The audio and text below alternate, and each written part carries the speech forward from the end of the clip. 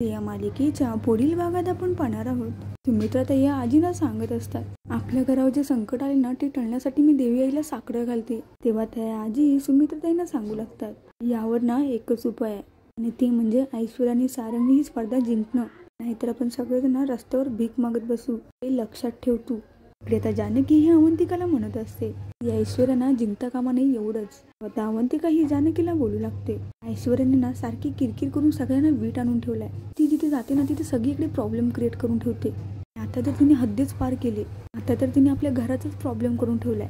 काय वाटतं प्रेक्षकांना तुम्हाला? अवंतिका ही जानकीला घराबद्दलचं सत्य सांगू शकेल का?